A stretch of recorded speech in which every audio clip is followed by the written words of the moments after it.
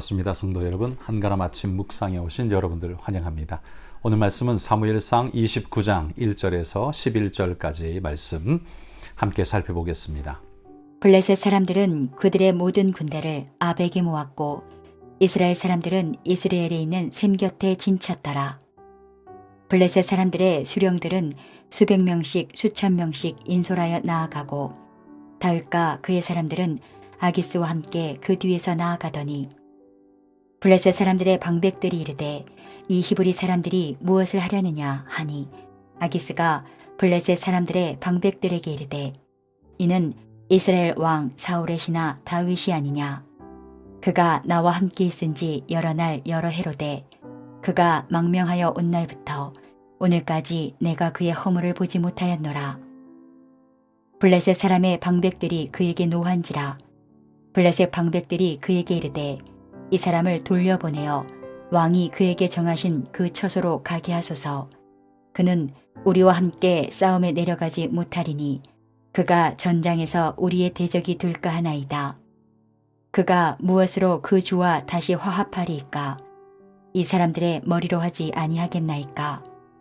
그들이 춤추며 노래하여 이르되 사울이 죽인 자는 천천히요 다윗은 만만히로다 하던 그 다윗이 아니니까 하니 아기스가 다윗을 불러 그에게 이르되 여호와께서 살아계심을 두고 맹세하노니 내가 정직하여 내게 온 날부터 오늘까지 내게 악이 있음을 보지 못하였으니 나와 함께 진중에 출입하는 것이 내 생각에는 좋으나 수령들이 너를 좋아하지 아니하니 그러므로 이제 너는 평안히 돌아가서 블레셋 사람들의 수령들에게 거슬러 보이게 하지 말라 하니라.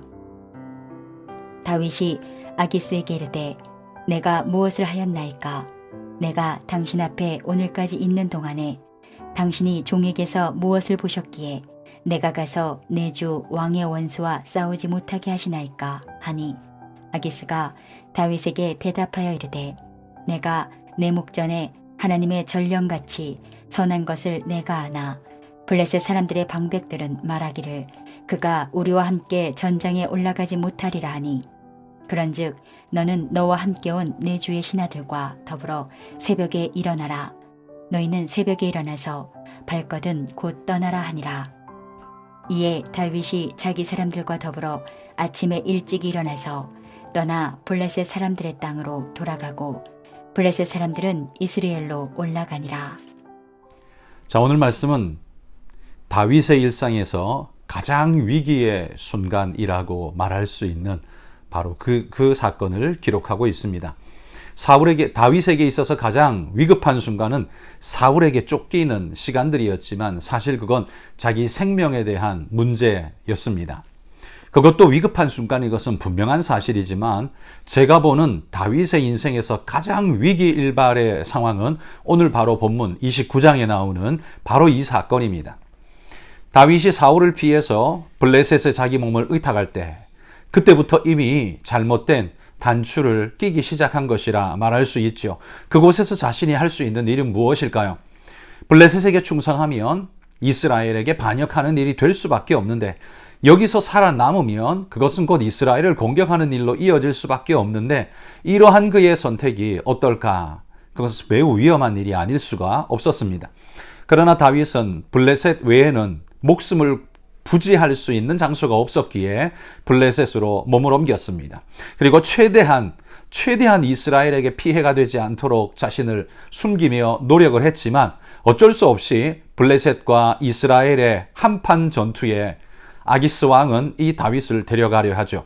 아기스는 다윗을 확실히 믿고 신뢰하고 있었습니다. 이제는 이 다윗은 이스라엘 사람이 아니라 바로 나의 수하 블레셋의 장수다라고 그렇게 확신했던 것이죠. 다윗 역시 그런 아기스에게 확신을 주어야 했기 때문에 그의 말들 하나하나는 아기스가 원하는 말들로 가득 차 있는 것을 보게 됩니다. 그러나 이런 말을 할 때 다윗의 마음은 어땠을까요? 지금 이대로 전쟁에 나간다면 어떤 일이 벌어지게 될까요? 그리고 그 전쟁에서 자신이 해야 할 몫이 이스라엘과의 충돌이라는 심각한 문제라는 걸 모를 리 없는 다윗은 아마도 굉장히 불안했을 것입니다. 그리고 그 밤에 하나님 앞에 얼마나 엎드려서 기도했을까요? 하나님, 이 위기의 문제를 넘어가게 해 주옵소서. 하나님, 이 위기의 상황에 내가 하나님을 대적하는 일이 없도록, 이스라엘을 공격하는 일이 없도록 나를 도와주옵소서. 아마 그는 기도하고 또 몸부림하며 기도했을 겁니다. 그러나 그에게는 뾰족한 수가 없었습니다. 그리고 날이 밝은 아침, 그는 아기스 왕과 함께 출정할 수밖에 없었습니다.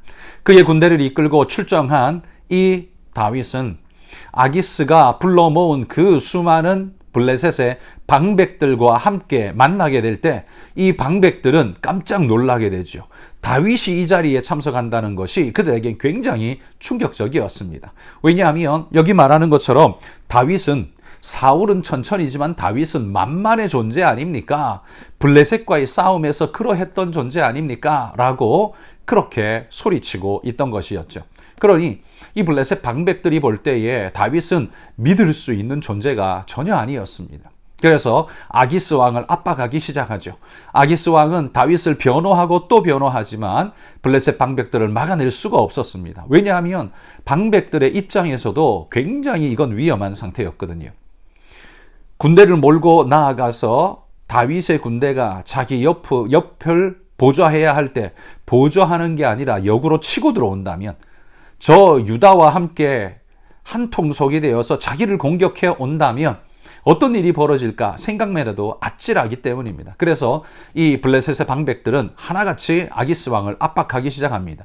저 다윗을 돌려보내지 않으면 우리는 싸움에 나갈 수 없습니다. 이런 것이었죠. 아기스는 말리고 말리다가 어쩔 수 없이 다윗에게 돌아가라고 말합니다. 돌아가서 성읍을 가서 기다리고 있으라고 명하죠. 이 말이 다윗은 얼마나 다행스럽게 들렸을까요? 그러나 티를 내면 안 되기 때문에 다윗은 이 순간 더 크게 불같이 화를 냅니다. 내가 무엇을 했습니까? 내가 왕에게 무슨 잘못을 했습니까? 무슨 의심을 살 만한 일을 했습니까? 나는 당신에게 진실했습니다. 라는 사실을 굉장히 강조하죠. 아기스 역시 어쩔 줄 몰라 하면서 다윗에게 미안한 마음으로 돌려보내게 됩니다. 이 사건이 다윗에게 얼마나 큰 위기 일발의 상황이었는지 모릅니다. 다윗은 돌아가면서 아마 하나님을 찬양했을 것입니다. 이대로 전장에 나갔다가는 그가 할 수 있는 일이 아무것도 없었을 겁니다. 이스라엘을 공격하자니 그 또한 할 수 없고, 블레셋을 공격하자니 한 줌의 군대를 가지고 어떻게 할 수도 없는 그의 상황은 다윗으로 하여금 암담함 그 자체였습니다. 그러나 하나님께서 이 방백들의 마음을 충동질하사 다윗을 돌려보내게끔 만드셨습니다. 다윗은 믿을 수 없습니다. 다윗을 돌려보내십시오. 아기스 왕이 아무리 뭐라고 해도 방백들의 완고함을 하나님은 동원하셔서 이 다윗을 돌려보내게끔 만드셨다라는 사실이죠. 여러분, 주님은 이 위기 일발의 최고의 해답이었습니다. 사울에게 쫓기며 도망갈 때 다윗은 사울을 죽일 수 있는 두 번의 기회가 있었죠. 아둘람 굴에서 그랬고 십 광야에서 그랬습니다. 그러나 그 모든 순간에 다윗은 믿음을 보였습니다. 하나님을 신뢰함으로 하나님께서 기름 부으신 자를 내가 손댈 수 없다라고 하나님께 맡기며 믿음으로 자신을 내어 맡겼습니다. 그랬더니만 하나님께서 지금 이 순간 다윗을 구해주고 계십니다. 그때보다 훨씬 더 위기 일발의 이 장소에서 하나님은 다윗을 아무에게도 의심받지 않고 돌아갈 수 있도록 만들었습니다.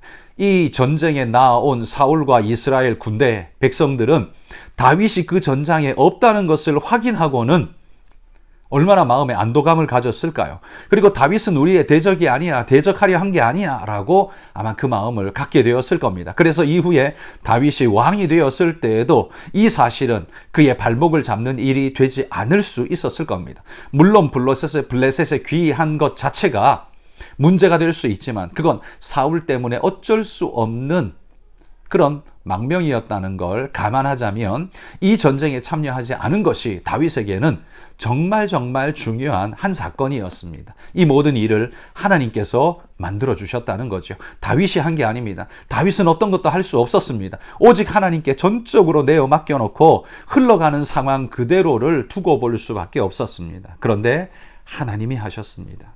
여러분, 오늘 우리가 만나는 이 하루의 일들 중에 내가 어찌할 수 없는 일, 그런 일 있지 않겠습니까? 내가 아무리 발버둥 쳐도 아무리 해보려고 해도 아무것도 할 수 없는 그 어떤 일을 만날 때 여러분 우리에게는 하나님의 도움이 필요합니다. 하나님이 도우시면 그 누구에게도 의심받지 않고 평안하게 돌아갈 수 있었던 이 다윗처럼 우리에게도 하나님이 함께 하시면 은혜의 역사를 하나님이 부어주시면 그 위기 상황에도 평안 가운데로 우리가 인도받게 될 줄 믿습니다. 여러분 오늘 하루 주님께 이렇게 의지하며 기도합시다. 하나님, 내 힘으로 할 수 있는 모든 일에 있어서 내가 최선을 다하지만 그러나 내 인생사 속에 내가 감당할 수 없는 그 어떤 일들에 대해서 전적으로 주님 의지합니다. 내 의지도 주님께 맡기고 내 노력도 주님 향하며 그리고 내가 어찌할 수 없는 그 모든 일들까지 주님께 의탁하겠습니다. 하나님 붙잡아 주시옵소서. 여러분 이런 믿음의 기도를 오늘 아침 주님 앞에 드릴 수 있기를 바랍니다. 그리고 더불어 기도할 때에 오늘은 태국의 김건용, 김동숙 선교사님 위해서 기도해 주십시오. CGT 신학교와 교회들을 위해서 또 많은 교회들 선교 사역을 위해서 하나님의 열매가 맺히도록 기도해 주시면 감사하겠습니다. 같이 한번 기도하겠습니다.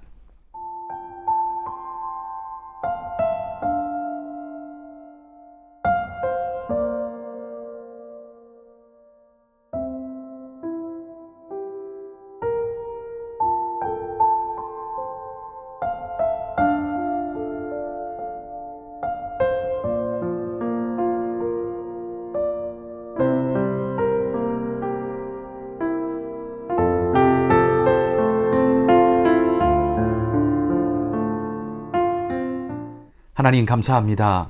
오늘 다윗이 절체절명의 위기를 만났지만 다윗으로는 어떻게 해볼 수 있는 손을 쓸 수 없는 상황을 만났지만 하나님께서 그에게 은혜를 주셨습니다.